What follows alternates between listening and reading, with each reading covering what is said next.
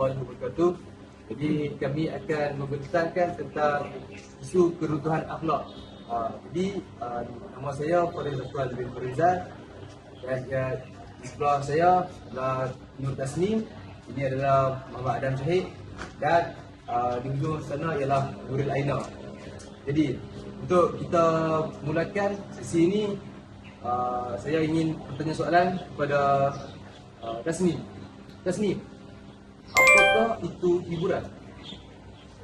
Kalau saudara Faris nak tahu, hiburan ni adalah sesuatu yang dapat memberikan kesenangan, kenyamanan dan relaksasi atau relaxation bagi seseorang tu. Hiburan ni boleh berupa pelbagai bentuk kegiatan yang bertujuan untuk menghilangkan kebosanan, untuk kurangkan stres ataupun sekadar mengisi waktu lapang. Dari saudara Faris tahu apa contoh hiburan?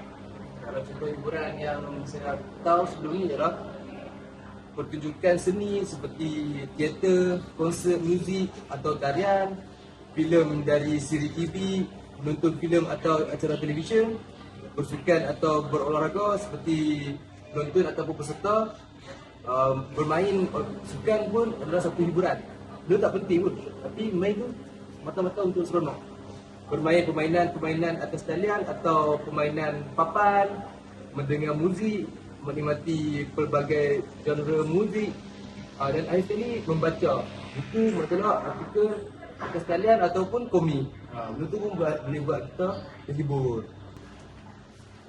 Okay, baiklah Adam Syahid. Saya nak tanya Adam Syahid. Adam Syahid tahu tak apa itu hedonism? Saya rasa saya tak tahu. Saya pun tak pernah dengar dengan ini tentang tu. Jadinya mungkin saudari Nuri menerangkan.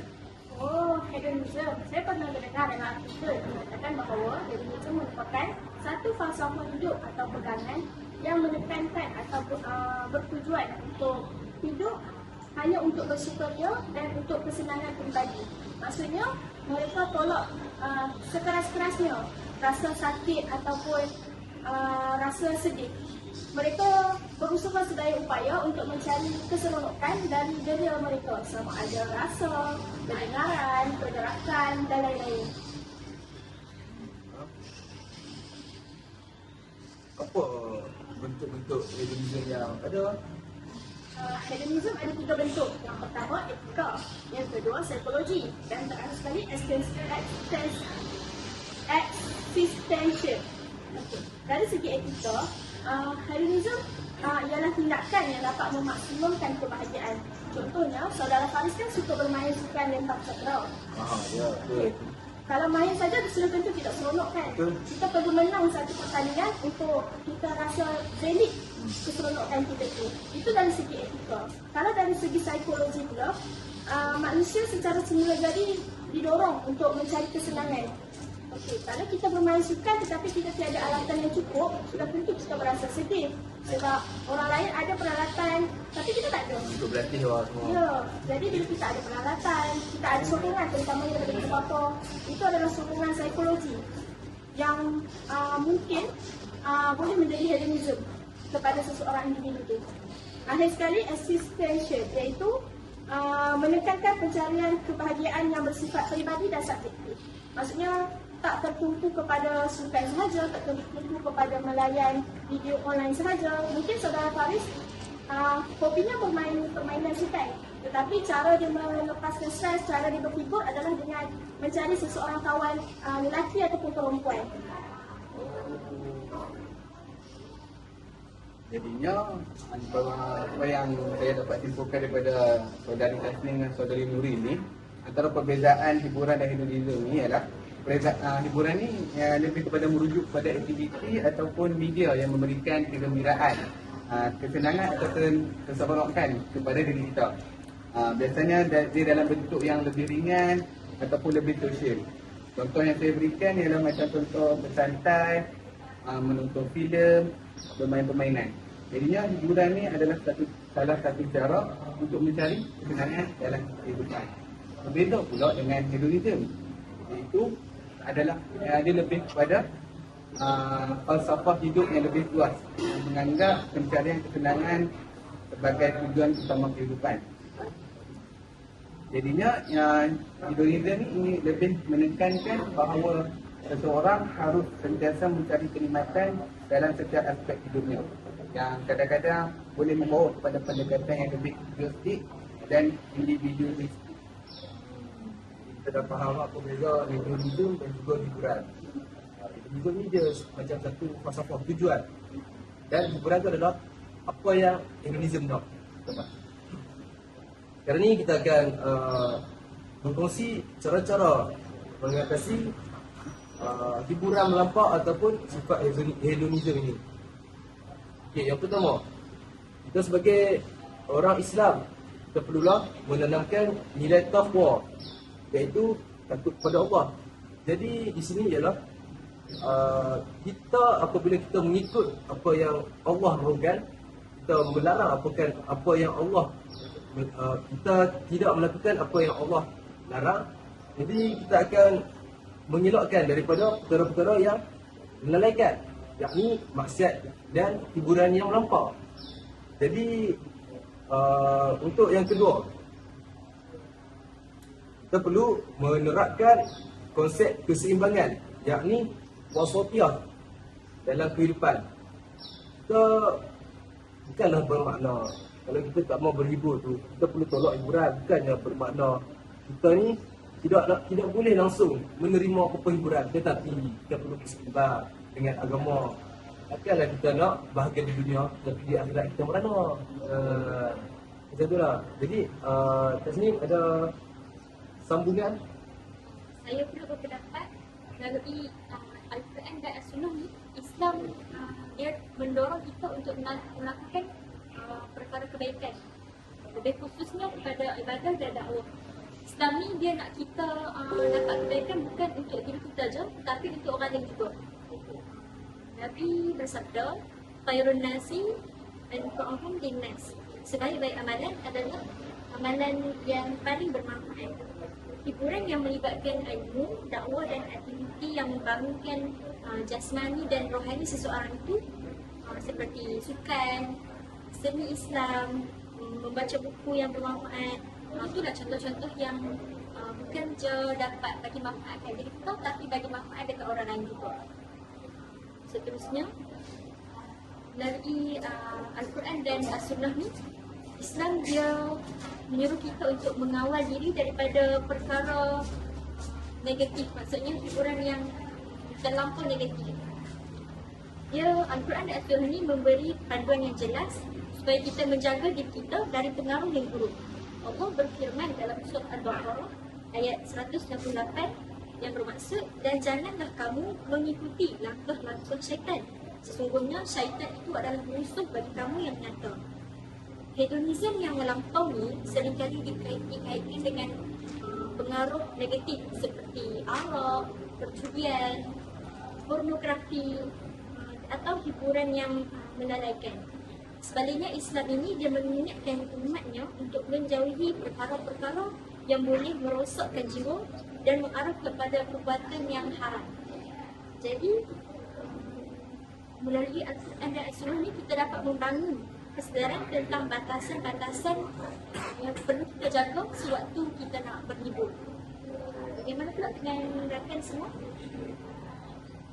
Kita pula Islam ni bukan sekadar dari aspek menjaga dari segi tidak untuk dari segi hiburan tu yang tidak melalaikan bagi seseorang.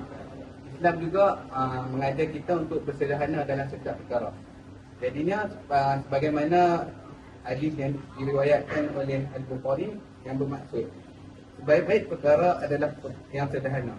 Jadinya Islam mengajarkan umatnya untuk menghindari dan kelebihan dalam makan, minum, pakaian dan juga dalam kesenangan hidup secara keseluruhan.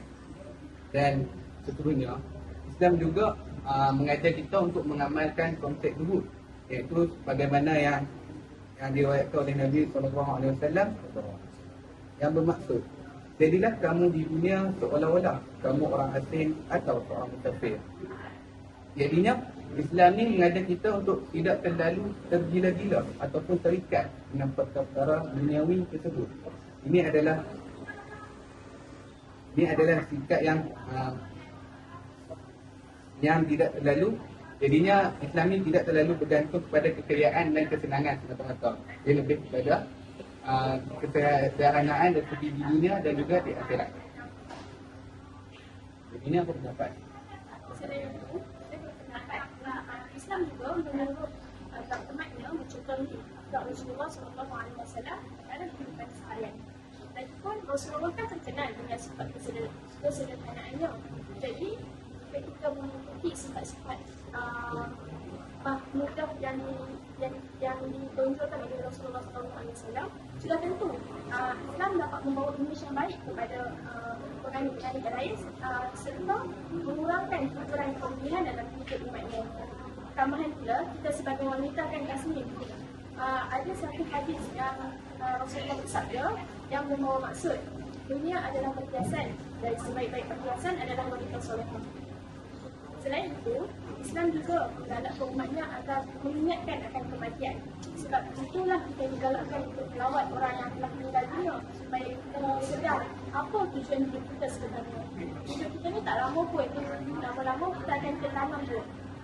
Jadi hidup kita kat dunia ni dah lama sikit, takkanlah dekat akhirat pun kita nak sengsara kan. Jadi perbanyakkanlah buat amalan, kurangkanlah hiburan.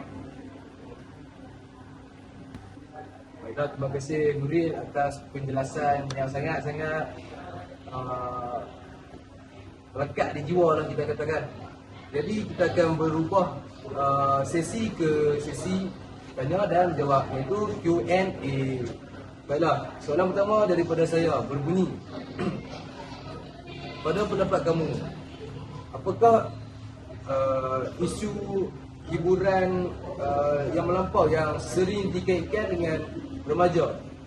Jadi saya minta Nuril untuk memberi pandangan. Dalam pandangan saya, kita sebagai remaja tidak terlepas untuk mengikut trend-trend terkini ataupun kan ada satu istilah iaitu FOMO, fear of missing out. Okey, dalam pandangan saya, food fest antara contohnya yang melibatkan, kalau kita pergi food fest mesti banyak remaja sebab dia menawarkan pelbagai makanan yang diimport dari luar negara dan diukur-ukur mengikut cita rasa Melayu. Tapi jika kita tengok balik harga yang dijual, kadang-kadang melebihi kemampuan seorang student. Macam mana pelajar boleh pergi ke food fest dan berbelanja sedangkan mereka tiada sumber pendapatan. Tapi bila kita tanya mereka macam mana mereka akhir untuk berbelanja, kebanyakannya akan menjawab mereka terpaksa berhutang ataupun membayar menggunakan SP letter, yang mana makanan pun kena bayar 3 kali. Okey. Dalam pandangan saya, remaja banyak menggunakan hutang ataupun membuat keseronokan menggunakan hutang yang melampau sehingga menyebabkan mereka akan mendapat pesan yang buruk di masa akan datang. Kita nak berseronok pun biar atas hasil usaha kita sendiri dulu. Biar kita ada buat apa-apa achievement yang besar baru kita nak lihat. Betul tak Faris? Pada pendapat saya pula, contoh hiburan yang melampau ialah baru-baru ni tular satu video kolaborasi di antara penyanyi terkenal, dua penyanyi terkenal iaitu Bruno Mars dan juga Rose, Blackpink. Ramai kan Rose, saya maafkan saya tak pernah tahu nama macam tu. Baiklah, lagu yang bertajuk APT, yakni maksud dia apartment. Sebenarnya lagu ni nampak rancak, nampak menarik, suka didengarkan. Tetapi lagu ni sebenarnya sedar tak sedar membawa kepada membawa kepada satu normalisasi pergaulan bebas antara lelaki dan perempuan. Lirik-liriknya sebenarnya membawa kepada seks bebas, iaitu I want you, you want me, apa tu kan. Dan dia macam mengajak kalau nak seronok main apartment saya, main rumah saya. Ini sebenarnya satu dunia tak sedar. Kadang-kadang kalau saya bagi contoh macam ni, mungkin ada di antara kita, di antara remaja-remaja yang ini bukannya hiburan melampau. Kenapa benda ni terjadi? Kerana perkara-perkara ni telah dinormalisasikan. Sedangkan benda ni melampau dari sudut agama kita, betul kan? Kita bagi agama Islam tak boleh buat benda-benda itu. walau tak perlu zina, kita perlulah menjauhi perkara yang mendekatkan zina walaupun lagu tu tersebut.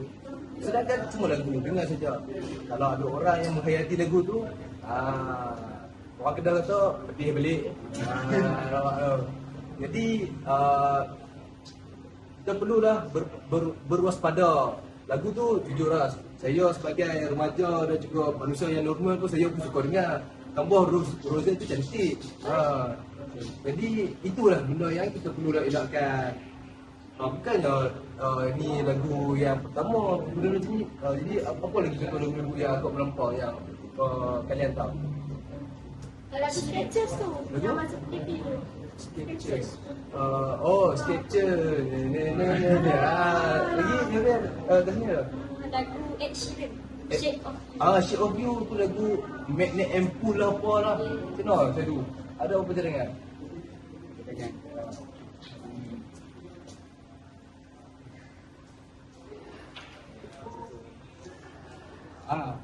Contohnya lagu yang, tapi lagu tu dah lama dah tulis. Tapi saya perkenalkan itu lagu Despacito. Pernah dengar? Lagu tu waktu zaman kita sekolah rendah tu. Dia ada jempat. Memang famous lagu tu kan. Kira waktu tu saya akan waktu tu saya masuk nak kelas pagi-pagi.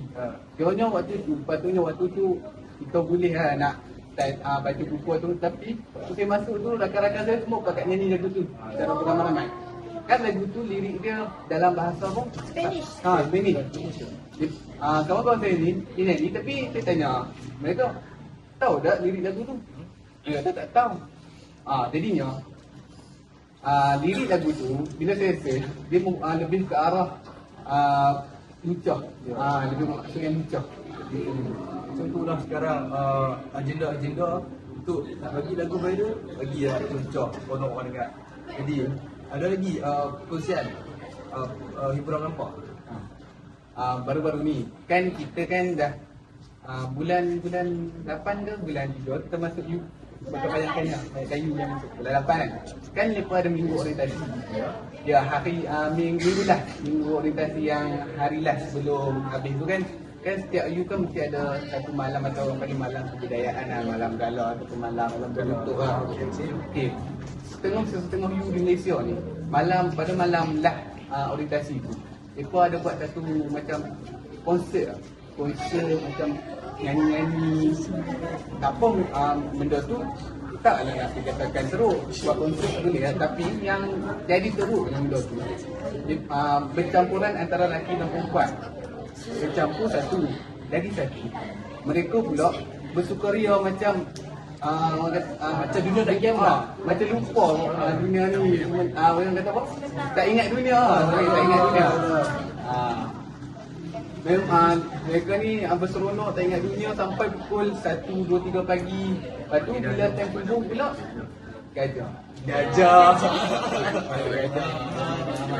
Ini subuh pukul 10 ke sekolah, ada kan sampai lepas zuhur baru nak pada subuh.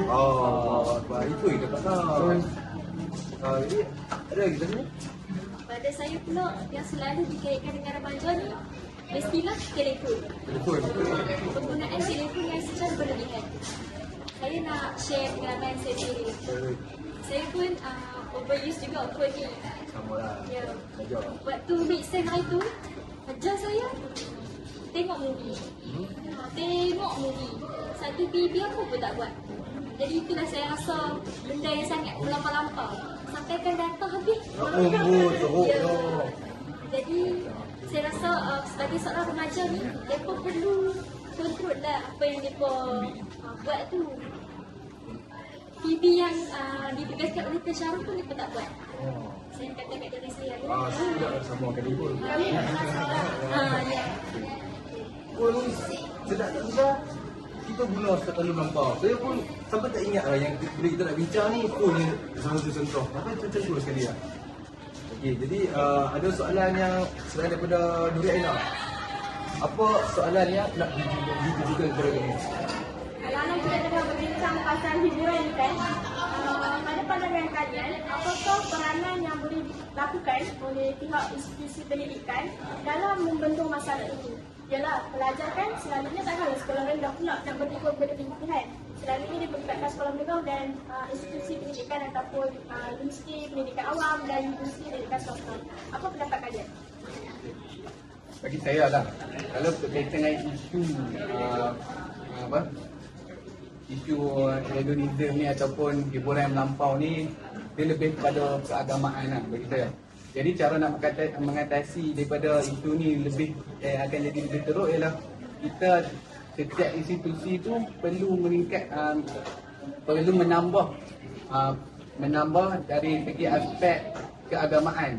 Sebagai contoh, membuat aktiviti yang berkaitan keagamaan seperti ceramah ataupun aktiviti yang sebagainya yang berkaitan dengan keagamaan lah, yang boleh mendekatkan ataupun mendidik akhlak mereka ke arah yang lebih baik, seperti akhlak seperti mencontohi akhlak Rasulullah SAW.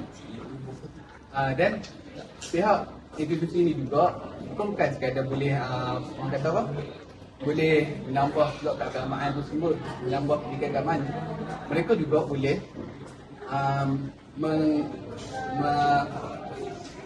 mencipta orang kata apa, mencipta ataupun membuat satu undang-undang atau peraturan yang lebih ketat kaitan dengan masalah hiburan ni. Sebagai contoh, kalau mereka nak buat sesuatu pertandingan ataupun konsert lah kita katakan, hiburan ni konsert, tapi konsert tersebut mestilah ada ciri-ciri keagamaan seperti lelaki dan perempuan tu mestilah diasingkan. Dan isi yang ada dalam konsert tu, kalau contoh lagu-lagu yang ingin dinyanyikan tu mestilah lagu-lagu tersebut tidaklah berunsur-unsur yang negatif. Ya, Fahaman. Okay. Jadi apa yang nak saya tekankan di sini ialah unsur keagamaan ni menjadi faktor yang penting untuk mengubah setiap individu terutama remaja ni daripada daripada seronokkan dalam seronokkan dalam bersosial dapat dikurangkan. Jadinya ada lagi. Kalau pada pendapat saya pula, usaha yang institusi pendidikan tu boleh buat ialah kalau kita tahu di mana banyak institusi, kebanyakan institusi akan belajar juga pendidikan Islam. Walaupun 1 tahun, macam kita dekat ABG ni, kita belajar pendidikan Islam kurang-kurangnya 1 tahun kan, pada PP kan. Tapi kita naik lagi kita kelas pendidikan Islam, memang setiap tahun kita belajar pendidikan Islam kan. Tapi apa saya lupa katakan sini kan, pengajar, pendidik pendidikan Islam tu boleh mengesan sendiri hiburan melampau ataupun boleh menerapkan sendiri, menerapkan bahawa perlu ada kesedaran dalam melakukan sesuatu. Nak makan jangan makan terlajak-lajak sangat, nak berhibur jangan terlajak-lajak sangat. Solat pun tak, macam tu lah. Tapi macam mana pun, teguran dan juga ajaran tu perlulah dilakukan secara baik, secara lemah lembut supaya orang pun betul. Kalau daripada awal nak hantar, ya pun panas. Ini kat sini. Pada saya pula, institusi pendidikan ni harusnya bijak membuat langkah dalam membendung hiburan yang melampau. Contohnya tadi, penggunaan telefon yang secara berlebihan. Jadi, makanya pihak institusi ni, yang mana kita tahu setiap universiti mesti ada penggunaan perkhidmatan Wi-Fi. Jadi, sesuai institusi ni, mereka menghadkan penggunaan Wi-Fi tersebut. Maksudnya, terdapat beberapa laman sahawan yang tidak boleh diakses menggunakan Wi-Fi tersebut. Seperti Netflix. Contohnya seorang pelajar ni dia nak tengok Netflix. Tak apa, dia kata Wi-Fi ada. Tapi dia tengok, oh benda blok. Jadi niat dia pun tu tertahan. Dia akan menyekat satu kemudahan pada akses yang agak tidak bermanfaat. Jadi ABG kita sendiri lah. Bukan semua benda itu dibuka dengan internet ABG kan. Jadi ada lagi soalan. Okay, saya nak tanya pendapat kalian lah. Kalian rasa apakah kesan buruk hiburan atau tourism ni pada ekonomi negara? Jadi soalan itu lah, pendapat saya pada soalan itu aku rasa salah. Okey, jika kalian masih berfikir, biar saya yang mengungkapkan pendapat saya dulu. Okey. Baru-baru ini keluar isu berkaitan 43 juta ringgit yang telah dilaporkan kepada syarikat fashion retailing, syarikat fashion yang di handle oleh seorang usahawan terkenal iaitu Budi Yusof. Okey, lepas SPRM ambil keterangan daripada dia dan suaminya, mereka serbu rumah Budi Yusof dan merampas banyak collection handbag yang bernilai hampir 200 juta ringgit, 200,000 ringgit. Dan jika kita lihat sendiri, takkanlah seseorang yang hanya menjual tudung, menjual baju dapat mengaut keuntungan sebanyak itu, sedangkan dia perlu bersaing dengan banyak industri-industri, banyak syarikat-syarikat yang dalam industri yang sama. Jadi setelah segalanya terbongkar, barulah kita dapat tahu bahawa kerajaan telah kerugian 43 juta ringgit sebab khazanah telah melaporkan kepada duit tu kepada syarikat itu. Tapi apa yang rakyat marah sangat sebab duit yang dilaporkan tu adalah duit rakyat. Jadi duit rakyat tu digunakan untuk keseronokan dia je. Maksudnya untuk dia beli handbag, untuk puaskan hiburan dia. Bagi saya itu adalah hedonism yang melampau, yang di mana dia boleh sahaja mengamalkan sifat kesederhanaan. Di mana pakai beg plastik pun boleh je, tak semestinya beg berjenama. Tapi itulah yang nak dijadikan cerita. Ada yang nak tambah? Ada pendapat saya pula kalau kita cerita pasal ekonomi dalam hiburan ni, macam mana kita nak elakkan kan. Jadi sebelum tu saya buka isu dulu. Isu sekarang ni kalau susahlah kalau kalian tak perasan. Banyak hiburan-hiburan besar-besar seperti Taman Tembak Air yang ditinggalkan, fun fair ditinggalkan. Sedangkan kos untuk membuat kedua-dua tempat hiburan ini sangatlah tinggi, sangatlah mahal. Jadi pihak yang berkuasa bolehlah mengawal dalam melakukan hiburan, membuat satu kajian dulu, buat satu penyelidikan, adakah tempat tersebut sesuai, adakah tempat tersebut ada target, ada potensi. Janganlah menghabiskan duit semata-mata nak buat hiburan. Sedangkan tak ada kepentingan dalam pelaksanaan projek-projek tersebut. Saya juga nak share something ni. Kejadian ni berlaku pada baru-baru ni je, tahun 2022. Sebuah kejadian di negara Korea, iaitu mereka menyambut festival Halloween secara melampau-lampau. Kejadian tersebut telah berlaku di bandar Itaewon yang mana telah menyebabkan seramai 196 kematian dan 127 kes cedera parah, dan 27 daripadanya adalah warga asing. Macam mana peristiwa ini berlaku? Akibat daripada hiburan yang melampau ni, mereka menyambut perayaan tersebut di sebuah lorong dan terlalu ramai orang yang menyertai perayaan tersebut, dan jalan di situ sangat sesak.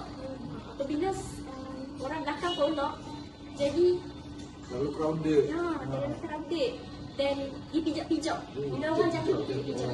Macam tu. Dan berlaku sesak nafas, kecederaan yang parah dan sebagainya. Itulah contoh bagi saya hiburan hedonism yang sangat melampau. Mereka tak berpada-pada lah dalam menyambut perayaan tu. Walaupun mereka, kita tahu dah mereka bukan negara Islam, tapi itu benda tu komersial. Kita boleh fikir lah benda tu baik buruk kan. Tak perlu jadi Islam untuk jadi baik. Betul. Dan saya juga baru teringat hari tu lah, waktu saya balik pergi mission, saya ada buka TikTok. Tapi dia ada macam satu peristiwa ni, tapi peristiwa ni berlaku kat Amerika. Tapi peristiwa tu dah lama, mungkin dalam tahun 2009-2008 gitu lah saya buat. Peristiwa tu dia asalnya korang tahu yang world record, macam seseorang nak buat world record. Dalam peristiwa ni ada satu organisasi tu dia nak mendapatkan world record dari dia nak buat macam dia kumpulkan, dia melepaskan belon. Belon-belon yang orang ikat dengan tali tu. Dia buat melepaskan banyak-banyak. Kalau dia nak buat rekod dunia, pelepasan belon paling besar di dunia. Okey. Jadinya tak apalah kalau dia nak buat. Jadinya semua orang berkumpul kat satu tempat ni macam bandar. Lepas tu mereka pun lepaskan belon banyak-banyak. Kiranya belon tu memang banyak, dia akan terjadilah world record tu. Mereka akan dapat lah. Tapi yang menjadi masalahnya, bila mana waktu mereka melepaskan tu, cuaca di situ tak berapa nak baik. Jadinya angin laju. Bila angin laju tu, belon yang mereka lepaskan tu dia akan terbang merata. Dan pada dia lebih, katakan dalam 2-3 hari jugalah belon tu terapung-rapung di udara dan menyebabkan keadaan trafik di udara macam kapal terbang nak lalu terganggu, keadaan trafik terganggu. Dan juga lagi satu, dalam peristiwa tu juga ada satu kes yang di mana ada seseorang nelayan tak silap, dia lemas gila. Okey. Lepas tu belon-belon yang mereka lepaskan ni, bila dia orang kata apa, dia menyukarkan, dia turun, dia terapung di air. Sekarang dia tak terbang, dia dah jatuh balik tapi dia terapung di air. Jadinya benda tu menyukarkan pihak berkuasa untuk mencari mangsa lemah tu, sebab mereka tak boleh bezakan antara kepala orang dengan belon. Dan kerajaan Amerika waktu itu terpaksa mengeluarkan duit yang sangat tinggi semata-mata untuk membersihkan belon yang terdapat, yang tersebar merata tempat tu. Jadinya itu memang memberi kesan buruk lah kepada ekonomi, sebab kita orang kata apa, kita menggunakan duit rakyat semata-mata perkara yang tidak pun memberi manfaat kepada rakyat itu sendiri. Kadang benda tu tak perlu. Tak perlu pun terjadi. Itulah. Baiklah. Jadi di sini saya dapat simpulkan bahawa hiburan tu tidaklah perlu melampau-lampau. Jadi saya tutup bicara kita pada hari ini dengan tasbih kafarah dan surah Al-As. Terima kasih semua.